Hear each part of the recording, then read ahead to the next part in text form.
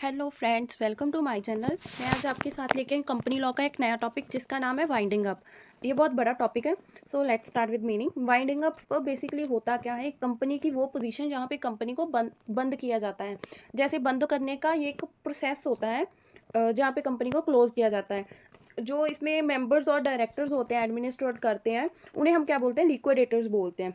और जो कंपनी होती है, अब जब वो कंपनी को बंद किया जाता है तो कंपनी की जो एसेट्स होती हैं, मशीनरीज जो बच जाती हैं, उन्हें वो क्या करते हैं, बेचकर, सेल कर कर और उसे डिस्ट्रीब्यूट करके सारे डेट्स जो होते हैं उनको पे कर दिया जाता है, क्लियर कर दिया जाता है सारे डेट्स को।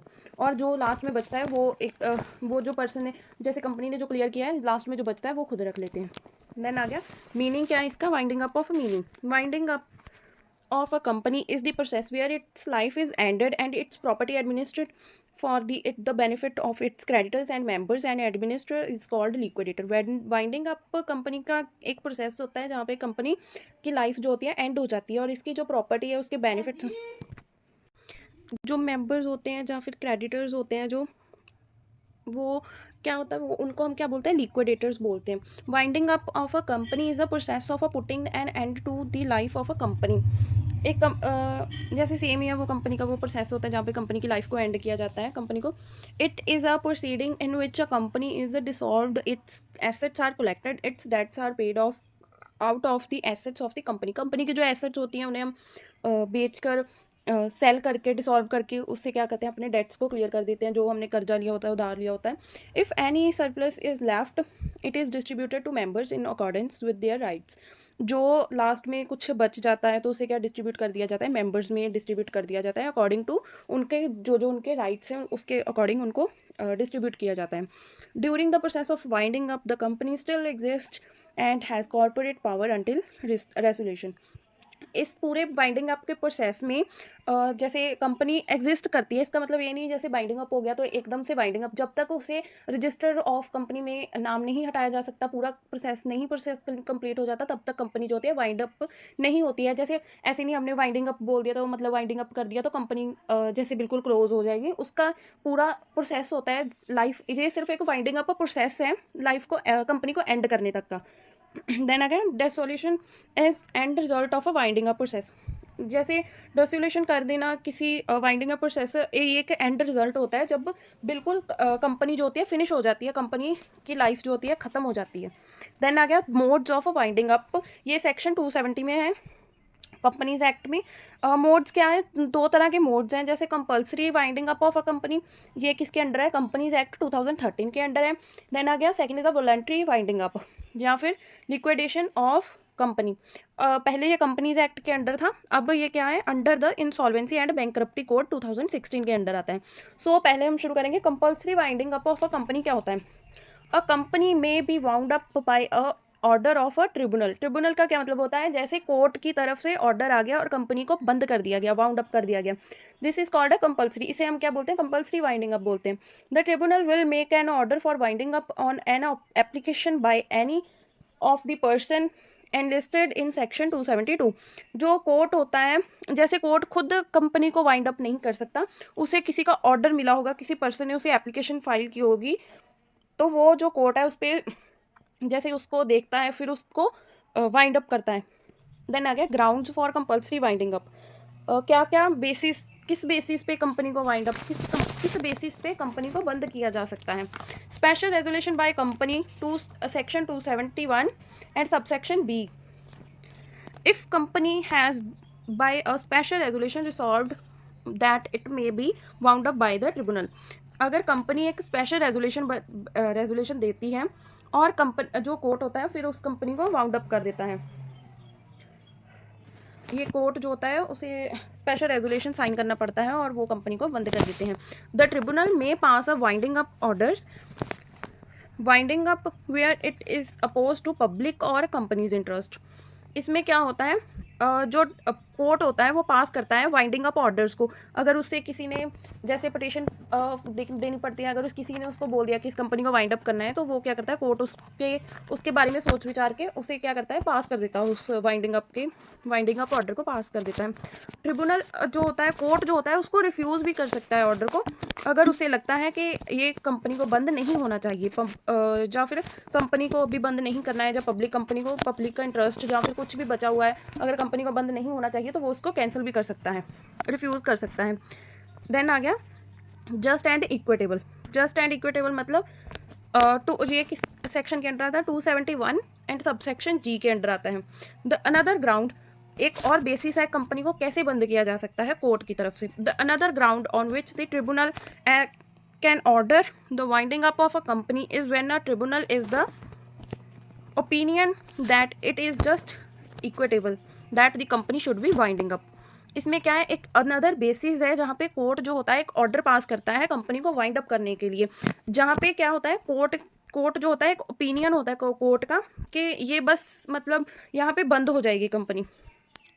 सो कंपनी को जो होता है बंद कर दिया जाता है। कौन से केसेस पे उसे बंद किया जाता है, loss of a substratum. It is just and equitable to wind up a company where the company's main objective or substandum is gone. Substandum का क्या मतलब होता है, जैसे कंपनी का मेन जो जिस रीजन से कंपनी को बनाया गया था वो रीजन ही खत्म हो जाना, तो कंपनी जो होती है बंद हो जाएगी। जब उसका मेन ऑब्जेक्टिव भी खत्म हो जाएगा तो कंपनी बेसिकली बंद ही हो जाएगी। जस्ट एंड इक्विटेबल में क्या बोला है कि अगर कंपनी का ऑब्जेक्टिव ही खत्म हो जाएगा, ऑब्जेक्ट खत्म हो जाएगा, तो कंपनी को बंद करना पड़ेगा। क्या क्या ऑब्जेक्ट, जैसे सब्जेक्ट मैटर कंपनी का गोन हो जाए, सब्जेक्ट का मैटर किस बेस पे कंपनी बनाई गई थी वो ही नहीं पता लगा उन्हें, या फिर कंपनी का ऑब्जेक्ट जो है जिस बेसिस पे कंपनी बनाई गई थी वो फेल हो गया, या फिर बिजनेस लॉस में ही चल रहा है, बिजनेस इम्पॉसिबल है आगे बिजनेस को कैरी ऑन करना, या फिर हमारे पास एसेट्स जो है इनसफिशेंट है। इस पे हम एक केस लिख सकते हैं जर्मन डेट कॉफ़ी कंपनी का। सो इस केस में क्या है, a company was formed for the purpose of a manufacturing company coffee from dates under patent was to be granted by the government of Germany. The German patent was never granted.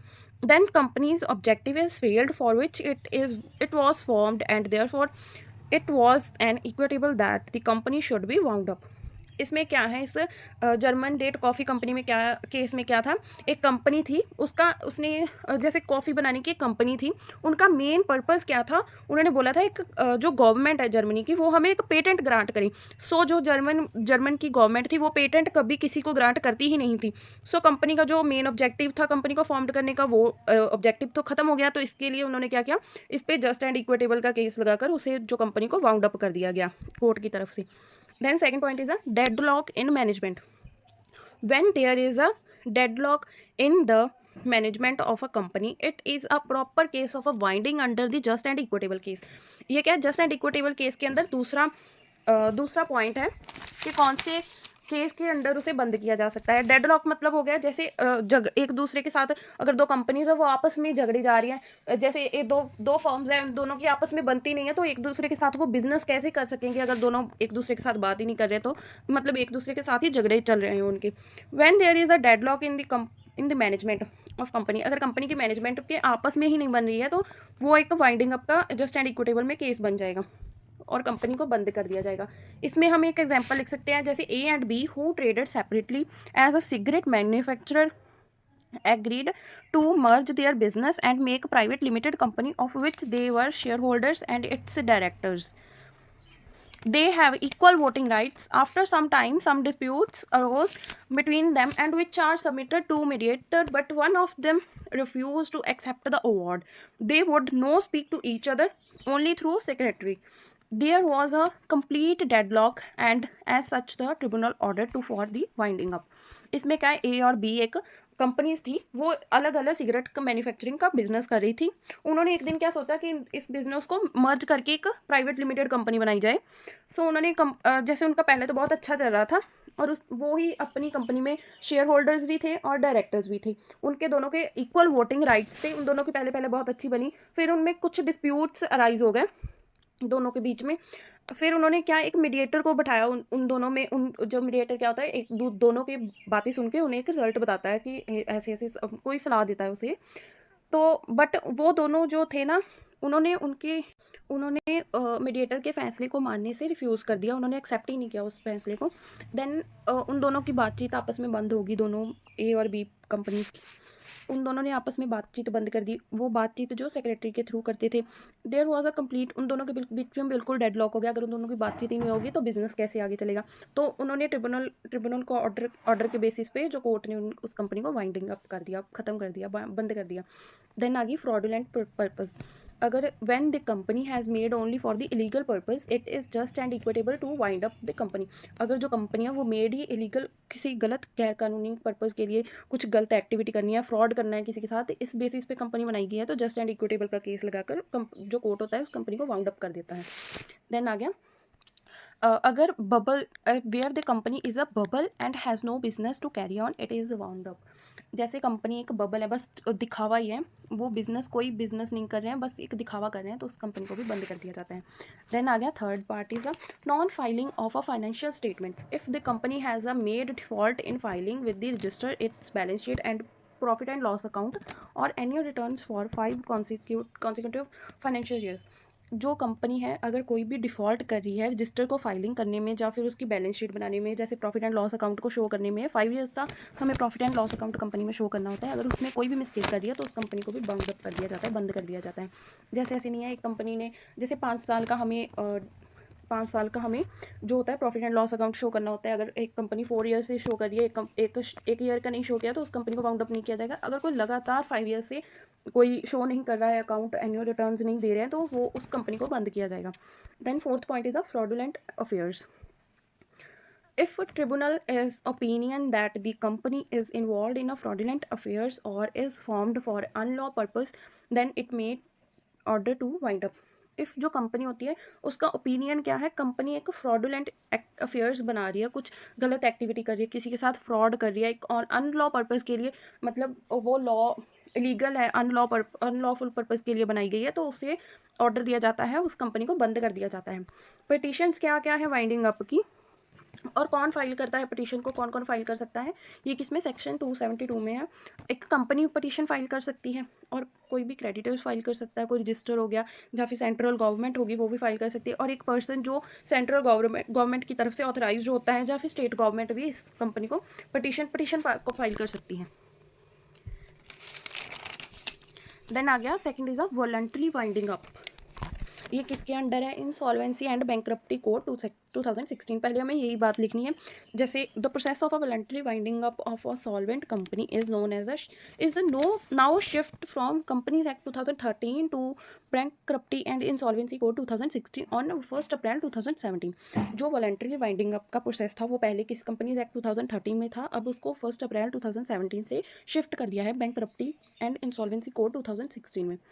If company which intends to liquidate voluntarily and they does not doing any default and can pay off debts fully from a liquidation of its assets, then they can winding up under the provision of a chapter 5 of insolvency and bankruptcy code. इसमें क्या है, एक company है जो खुद अपनी company को बंद करना चाहती है और वो क्या करती है, अपने पहले सारी जो डेट्स होते हैं वो क्लियर कर देती है अपने एसेट्स को बेच के। वो कंपनी वो किसके अंडर है, वो होती है, वो एक मोड हो गया वॉलंटरी वाइंडिंग अप। इसमें कोर्ट में नहीं करना पड़ता, वो कंपनी खुद अपने आप को बंद कर रही है, कोर्ट के थ्रू नहीं कर रही है। जैसे इसमें उन्होंने बोला है कि वो कोई भी डिफ़ॉल्ट नहीं कर रही, कुछ भी गलत नहीं कर रही, कोई प्रॉब्लम नहीं है उन्हें। वो क्या करती है, अपने सारी डेट्स होते हैं वो क्लियर कर देती है अपनी एसेट्स को बेचकर, और अपनी कंपनी को वाउंड अप कर देती है। कौन से प्रोविज़न के अंडर, चैप्टर 5 ऑफ कौन से किस में है चैप्टर, ये इंसॉल्वेंसी बैंक्रप्टी कोड 2016 के अंडर। कौन सी कंडीशंस हैं रिक्वायर इस वाइंडिंग अप के लिए, वॉलंटरी वाइंडिंग अप के लिए। पहली कंडीशन है डेक्लरेशन फ्रॉम दी डायरेक्टर्स। क्या डिक्लेयर करना है, कौन सी डिक्लेरेशन होनी चाहिए डायरेक्टर्स की तरफ से। Declare the company has no debts और that it will be able to pay its debts. Declare करना है कंपनी को, उसके कोई भी कंपनी के डेट्स क्लियर करने के लिए नहीं है, अगर है भी तो वो अपने जो है डेट्स हैं वो कंपनी क्लियर कर देगी, एबल टू पे है मतलब पे कर सकती है। देन सेकंड पॉइंट क्या डिक्लेयर करना है, company does doing any fraud with any person. Company ने कोई भी किसी के साथ किसी भी तरह का फ्रॉड नहीं किया है, वो फ्रॉड करने की वजह से कंपनी नहीं बंद करना चाहते हैं, उन्होंने किसी के साथ कोई फ्रॉड नहीं किया है, ये भी उन्हें डिक्लेयर करना होगा। Declaration must be accompanied with following documents. कौन से डॉक्यूमेंट्स की डिक्लेरेशन में ज़रूरत पड़ती है? First is a giving audited financial statement of company for previous 2 years। हमें ऑडिटेड फाइनेंशियल स्टेटमेंट देनी होगी कंपनी की पिछले 2 साल की। Second is a report of a valuation of a assets of a company if any prepared of a registered valuer. Assets की क्या value, उसकी हमें रिपोर्ट देनी होगी कंपनी की, जो कि किसने प्रिपेयर करनी होनी चाहिए? रजिस्टर्ड वैल्यू ने प्रिपेयर की होनी चाहिए। इसमें क्या होता है, क्योंकि वो उसकी तरफ से प्रिपेयर होगी, वो बताएंगे कि एसेट्स का क्या क्या है, कौन सी एसेट्स की कौन सी वैल्यू है। देन आ गया second point is a passing of a special resolution.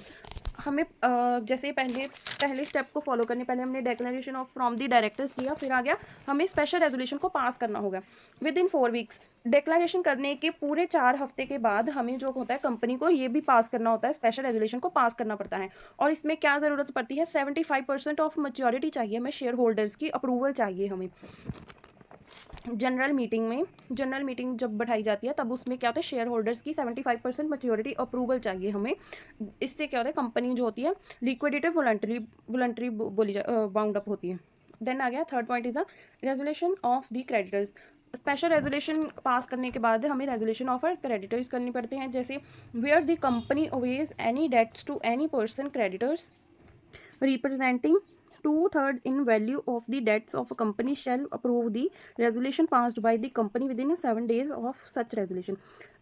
कोई भी कंपनी जो होती है, कोई भी उसके डेट्स हैं, कोई भी पर्सन है, क्रेडिटर्स हैं जिसके पास 1/3 पार्ट डेट्स है, कोई भी क्रेडिटर जिसके पास 1/3 2/3 पार्ट डेट्स हैं, होल्ड करके रखे हुए हैं उसने, तो वो क्या होती है, कंपनी को उसकी अप्रूवल चाहिए रेजोल्यूशन पास कराने के लिए। और उसके पास कितने रेजोल्यूशन पास करने के लिए विद इन 7 days उसे रेजोल्यूशन को पास करना पड़ता है। देन आ गया fourth point is a notice to the registered and board. The company is required to notify the register of companies and the board about company liquidation within a 7 days of a such resolution। हमें resolution sign करने के बाद हमें क्या करना है, 7 days के अंदर ये प्रोसीजर शुरू हो जाता है। हमें कंपनी जो होती है, कंपनी को क्या करना पड़ता है, नोटिफाई करना पड़ता है, बताना पड़ता है register of companies and board को अबाउट कंपनी की कंपनी बंद होने वाली है। 7 days के अंदर उन्हें नोटिस देना पड़ता है कि कंपनी बंद होने वाली है। कंपनी को ये एक नोटिफिकेशन देना पड़ता है, नोटिफाई करना पड़ता है, उन्हें बताना पड़ता है। Then fifth point is a commencement of a voluntary liquidation। The voluntary liquidation proceeding from the date of a passing of the resolution provisions of a voluntary liquidation shall apply। इसमें क्या होता है, द वॉलंटरी लिक्विडेशन क्या होता है, proceeding कब से वो शुरू होती है, जब से हमारा रेजोल्यूशन पास हो जाता है तब से ही ये commencement of a voluntary liquidation शुरू हो जाता है, वॉलंटरी लिक्विडेशन शुरू हो जाता है। इस कौन से प्रोविजन है इसमें, provision of a voluntary liquidation, ये तब से अप्लाई हो जाता है। Then sixth point is a resolution when the affairs of a company have been wound up and its assets completely liquidated by the liquidators shall make an application to the adjudicating authority for the dissolution of such company। अगर कोई भी affairs हैं company के, जैसे उन्होंने wound up कर दिया, उसकी एसेट्स जो हैं बिल्कुल कंप्लीटली लिक्विडेट कर दी, बिल्कुल जो उनके एसेट्स हैं उनको बिल्कुल सेल करके पूरे जो होती है उन्हें बिल्कुल डिस्ट्रीब्यूट कर दिए, जो होते हैं अफेयर्स होते हैं कंपनी के, वो सब जो होते हैं ख़त्म हो जाते हैं। कंपनी की लाइफ जो होती है वाउंड अप, बिल्कुल कंपनी यहाँ पे आके ख़त्म हो जाती है। कंपनी को कोई भी रजिस्टर ऑफ कंपनीज में उसमें नाम भी हटा दिया जाता है, डिसॉल्यूशन हो जाता है लास्ट में। Thank you for watching, bye bye.